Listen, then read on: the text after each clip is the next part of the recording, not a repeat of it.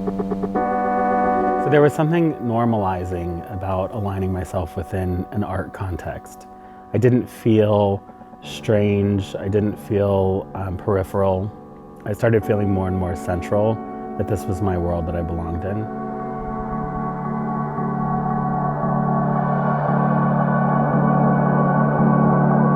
I think Jeff's voice is an important voice. It brings together so many different references, and the fact that he takes freely from these references, it's very, I think, very liberating.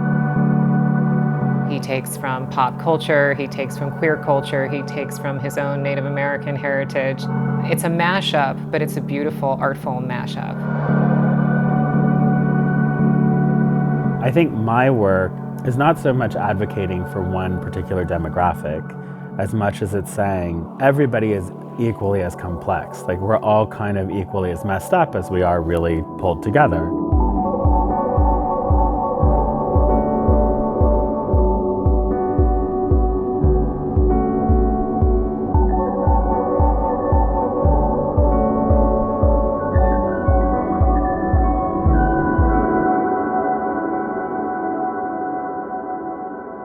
I had always really enjoyed seeing Jeff's work. I think it's really significant work. He's an important voice today. We decided we wanted to acquire a work of his for the Wellin's collection, and in 2016 we acquired A Very Easy Death, and it comes from a Simone de Beauvoir memoir. It's about her dying mother and her not so great relationship with her dying mother. And this negotiation of somebody who you have respect for, you have tremendous love for, but you just can't get along.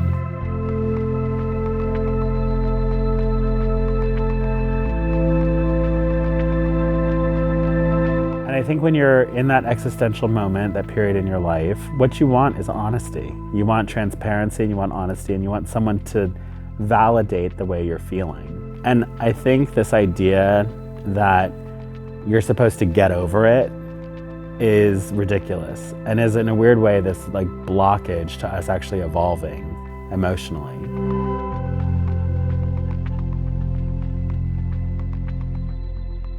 What I love about the things that I relate to, like let's say adornment, decorative pattern, pop music, they already are functioning. I don't have to raise them from the dead.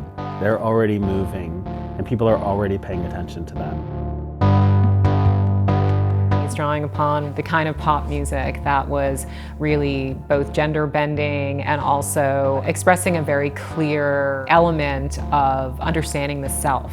That they were like anthems, that we all have our own version of, but these anthems that I think they really are like the soundtrack to how you imagine yourself being. It was a way of defining yourself. It was a way of having a dialogue with others. When I look back, it makes a lot of sense why these spaces had to be charged with such celebratory positivity, specifically in LGBT nightclubs, people looking for hope, people hoping for change, and creating a space where people felt safe. Because when the lights came on at 5 a.m., you had to return to the rest of the world.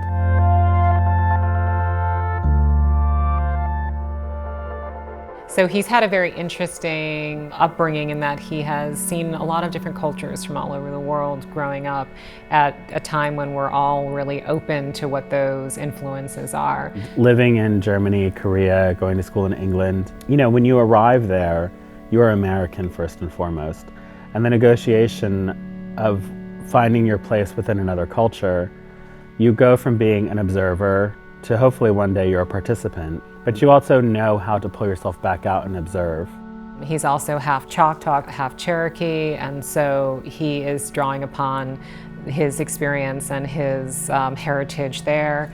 And I think that's really my contribution, because I'm not really inherently of any one specific identity or one cultural identity, that I can articulate that spectrum. With the garments, Jeff is actually incorporating images of his previous work. He's at a point in his career where he has created this incredible visual vocabulary, and he can draw upon that to talk about the things that are important to him. But in the world of art, painting, sculpture, installation, photography, video. How does a garment fit into that? When something is 120 pounds and you're forced to summon energy to move, that is a metaphor for the way that I feel about being in this brown body. And you don't want to give your skin this much credit. You really don't. I don't want to think that my skin and body have that much impact on the way that people view me. A presumed set of politics, a presumed voice, a presumed community that I come from, all of which is determined before I open my mouth. You could let all of this weight make you suddenly go into a total stasis and not move. But when you feel something pushing back against you, you know you're moving.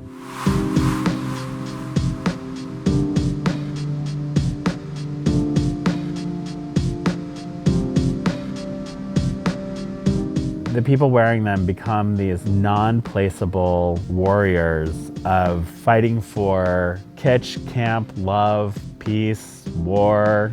And so I was like, this is what I want with the helmet. This is your defensive gear. But instead they become these symbolic moments of expressions. And they're really beautiful and exuberant, but at the same time, they're a little bit oppressive too, because there's almost too much.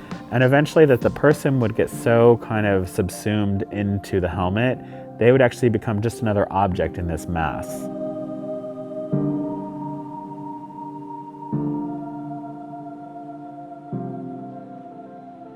We saw this schoolhouse actually when we moved up here. I bought the building thinking I have found home. Like, this is where I'm gonna be. And I need a space that I can create where I feel normalized.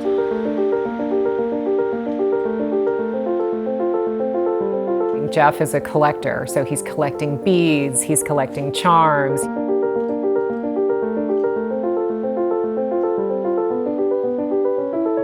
I do have a team of people who work with me to make everything. We make almost everything here.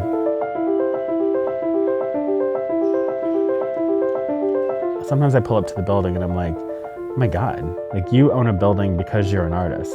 These people have shown up today because you're an artist. The exhibition brings together over 50 works of art from 2014 to the present, but it also highlights new developments in the artist's practice. And when Tracy asked me, you know, is there a work that you've been thinking about that you haven't had a chance to do, the video came to mind immediately.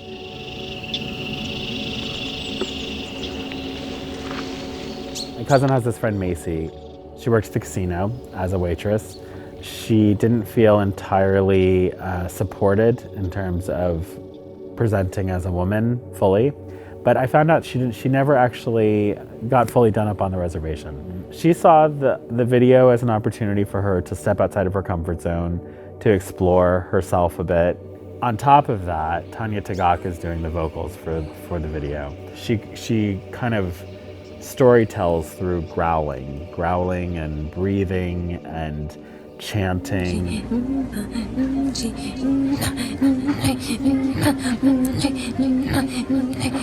For me, her most empowered is when she comes up out of the water.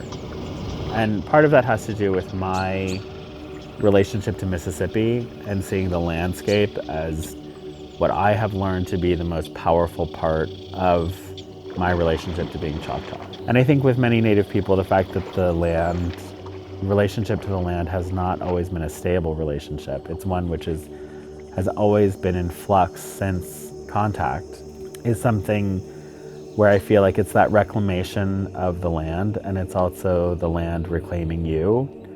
That's the most empowered point of the video for me.